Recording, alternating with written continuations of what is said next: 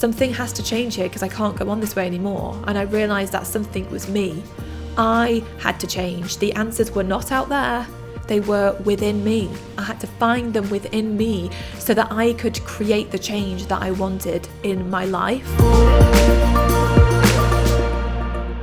I am excited for this episode because somebody asked me a blooming brilliant question. She said, what do I do when I know it's me? I'm the problem. I love this because let's face it, we are our biggest problem. You are your biggest problem. I am my biggest problem. And I'm not saying that we don't experience other very, very, very valid problems. We all do. But I think so often we are our own biggest problem. Let me tell you this. If you already know you are your biggest problem, you are winning. Because most people don't know. Most people don't realize it. And the thing is, when you don't know that you're your biggest problem, you can't do anything about it. But when you do know you're your biggest problem, you can actually do something about it because it doesn't have to stay that way. It does not have to stay that way. You can figure out how to stop holding yourself back, how to get out of your own way. And I think that there's so much power in knowing and being able to do something about it. So I want to dive into this and share with you the things that have helped me so much, because it took me a really long time to realize I was my biggest problem. I went around in circles for years and years and years with so much imposter syndrome. I was overthinking everything. I felt like, who am I to do this? I'm not good enough. All the things that we all think, the fears, the doubts, the worries, all of it. And it kept getting in my own way. And I kept feeling like the answer was outside of myself. I kept feeling like I needed to search for the answer somewhere else. And then I got to a point where I realised that something has to change here because I can't go on this way anymore. And I realised that something was me. I had to change. The answers were not out there. They were within me. And I had to find them. I had to dig deep and I had to find them within me so that I could create the change that I wanted in my life. And once I did that and I started to really do that work on myself, my whole life changed. I went from going around in circles, feeling like I just couldn't break through, feeling like everything I wanted was on the other side of a glass wall that I just couldn't break through. I just felt so frustrated, like all this magic was bubbling up inside of me and I just couldn't figure it out. And it was just driving me crazy. And I went from feeling like that to then like reaching all the goals I set for myself, having massive breakthroughs and achieving the things I set out, like making millions, writing a best-selling book, building a business that literally the business of my dreams, and impacting women all over the world and making a difference and feeling fulfilled by what I'm doing. I have won awards. I have been able to build my dream house, or buy my dream house and hopefully build it. I got carried away with myself then. All the things I set out for myself that for so many years felt so unobtainable because I just felt so far from them, because I just didn't know how to shift gears to create that momentum.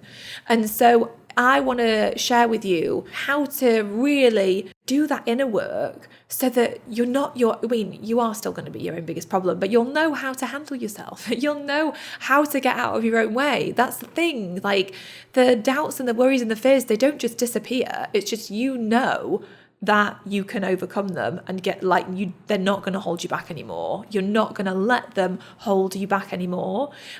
So this is where I think the magic is, because once you really kind of fine tune yourself to be able to like create the success that you want, oh my gosh, there's just no limits on what's possible, on what you can achieve. And it's so exciting.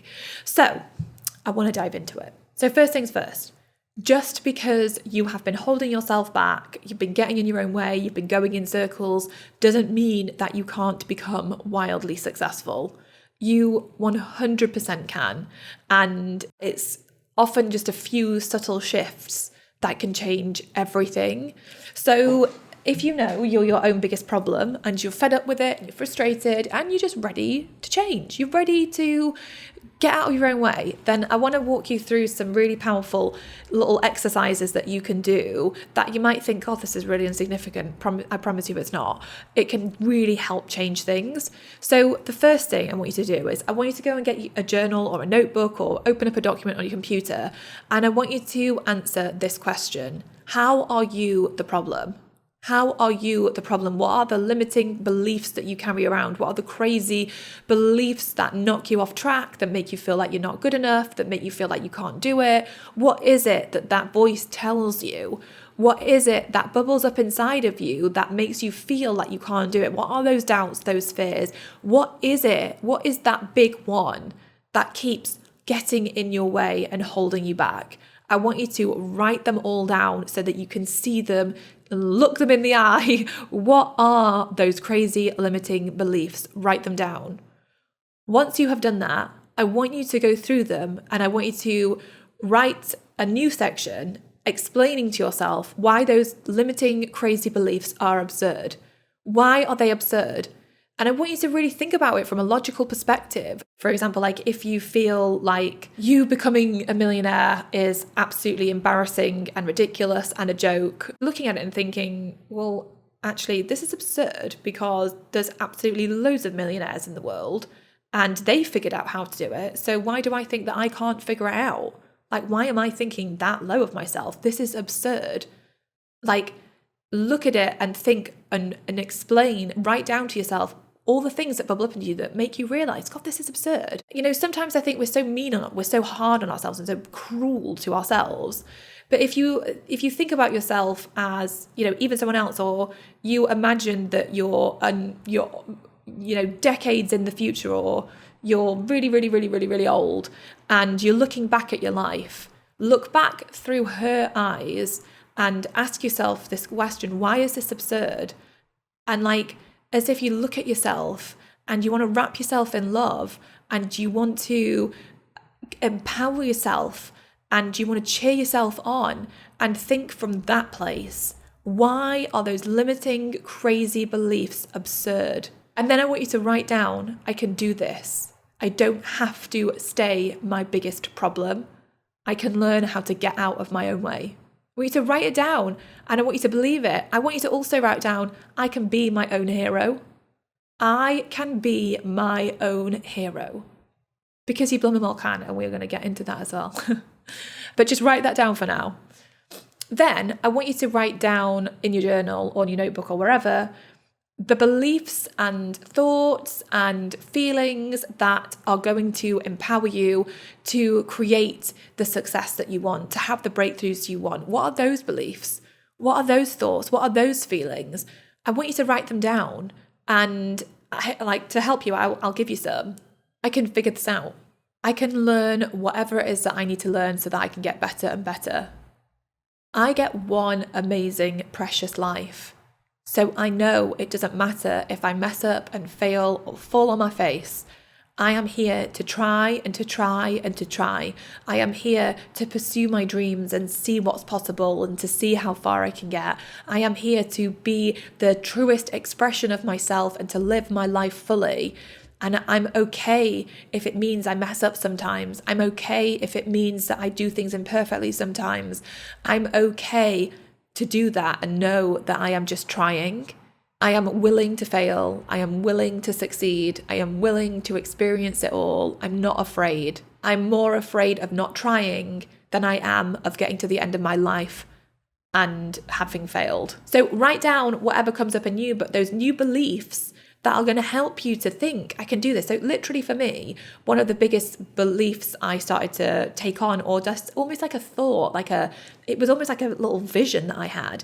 And it was just of one, the image that always popped into my head was looking at Earth from the perspective of space and seeing it surrounded by this darkness and recognizing that in the galaxy, Earth is this teeny, teeny, teeny little dot. And it's just crazy that we are here getting to experience life on this planet. And we're here for such a short period of time. That made me think, bloody hell, it doesn't matter if I mess this up. What is the worst thing that can happen? And realizing I can handle the worst thing that can happen. And so sometimes I think we get so in our own way because we overthink it and we want it to be perfect. But that just stops us from actually doing the things that we want to do. So I just realized that like I can be imperfect. Like, for example, for me, like getting up and speaking on a stage, like for most people, is terrifying. And there was so many times I wanted to say no, but I was like, no, you have to say yes, because even if you get up there and you mess up and you sound stupid or you forget what you're saying, like at least you tried, because in the grand scheme of life, it doesn't matter. No one's going to be here in 100 years' time. No one's going to remember this moment in 100 years' time. No one's going to know about this moment in 100 years' time. So what does it matter? It doesn't. So for me, getting those thoughts in my head became a real driver for me, and they helped give me the courage to get out of my own way and to get on with making my dreams come true instead of being so held back by my fears and my worries. I chose like to set myself free. I chose to just try. And I was okay with messing up because I realized it doesn't matter. So write down those new beliefs and thoughts and feelings for yourself that are going to empower you to move forward. That in itself will help you and give you like those thoughts and the empowering thoughts that will help give you the new energy and feeling of being courageous. But I also want you to ask yourself, how could I be a little bit more fearless? How can you get into the energy of fearlessness? How can you get into the energy of courage so that you can have more of it? Because, you know, like I said, our fears and doubts and worries don't really go away, but we can learn to think differently about them, and we can also learn to do it despite that. Like when I get on the stage and talk, it's not that I'm not still terrified. It's not that I'm not still worried and all that stuff. I am. But I think to myself, what does it matter? Like I said before, what does it matter if this goes horribly wrong? It doesn't. It doesn't in the grand scheme of life. It doesn't. And it's that then gives me the courage to think, I'm going to do this. I'm going to go out there and I'm going to do it. And so think to yourself, what can help you to become courageous and fearless? When I actually did my TEDx talk, there was a guy who spoke, I can't remember, before or after me. And he talked about this experiment that he did. Like it was this experiment of being fearless. And he did all these like crazy things where he would go into a busy city and he would just lie down on the floor, and he would lie there for like a minute or 3 minutes just on the floor. Like, and he said that was the hardest thing that he ever did, was doing that one, that pushed him outside of his comfort zone and made him feel like really afraid because they were so outside of the norm to ask and to do. But if you think about that, if you imagined walking into a busy city centre and having the guts to just lie down on the floor, like that is like, I think for most of us, like terrifying. We'd be like, what? Like, because going against the norm is bloody scary. And I think, following your dreams, again, most of the time you feel like you're going against the norm because most people don't do it. And so you feel afraid to do it. I loved his talk so much. I thought it was incredible. And what a way to live life, to train yourself literally to be fearless. And so you might not be going out there into a busy city centre and lying down on the floor. But you might train yourself to be fearless in other ways. You might train yourself to be fearless by actually getting online and sharing your message, by talking to people, by putting yourself out there. Every single day you might find one little thing that you can do that could be courageous and make you feel like you are fearless and that you are here to make your dreams happen and that you are here to go for it and to create that success. And the more you practice doing that, the more you show up as that version of yourself, the more you will have those breakthroughs and the less you will think of yourself as the problem, because you know how to get over yourself. You know how to do it, and you literally train yourself, because most of the time we're training ourselves to stay stuck. We're training ourselves to hold back, because that's where all of our focus and energy is going, to those feelings, to those thoughts. It's like no wonder people can't break through, because they're so stuck there. You're not going to make progress from that place. But it doesn't take much to break out of that. So what little things can you start doing? What tiny little fearless, courageous things can you start doing on a day-to-day basis to train yourself to be the most fearless, courageous version of yourself when it comes to following your dreams? The next thing, you have to just decide Decide that you are not holding yourself back anymore. Decide that you are always going to try and figure out how to get out of your own way.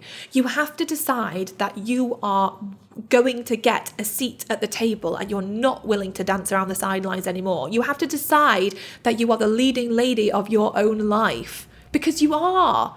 But so many of us think that we're not. So many of us play life like we're not the leading lady. But we have to change the narrative in our head. We have to realize that we are here to be our own leading lady. We are here to have a seat at the table. We are not here to dance on the sidelines, because life is not about dancing on the sidelines. Life is about being the center stage of your own life. That's where you need to be. That's what you need to do. That's what you need to create. And it's about deciding. Decide that that is how you're going to live your life. It will change everything. When you make that decision, you cannot also make the decision that you're going to hold back. You can't do it. It's like you can't be hot and cold at the same time. So decide that you are going to be the leading lady. Make that decision. And again, it will change everything, and feel it in every cell of your being. And linking on from that, something that could really help when you make that decision is create an alter ego for yourself. So many people do this, and it can be so empowering to kind of if, for example, right now, the idea of you getting yourself out there, you doing that fearless stuff feels just like, oh, but I'm just not used to being that way. I just feel like that isn't me, because I am the person that keeps being scared and afraid, and I've conditioned myself to make decisions based on those thoughts and those feelings. So if it feels so uncomfortable for you, create an alter ego. Like Beyonce did this. She became Sasha Fierce. I'm sure you've heard about this so many times maybe, but she became Sasha Fierce. That was the alter ego that she gave herself, Sasha Fierce. So that when she went out on that stage, she transformed into Sasha Fierce, because she knew who Sasha Fierce was. She knew who that person was, and she could go out there as her and have the confidence of Sasha Fierce. And she doesn't have to be Sasha Fierce anymore because she feels comfortable. But it took time to get to that point. So maybe you want to give your own alter ego a name. And maybe then when you do that and you think about what does the version of me that I want to be look like?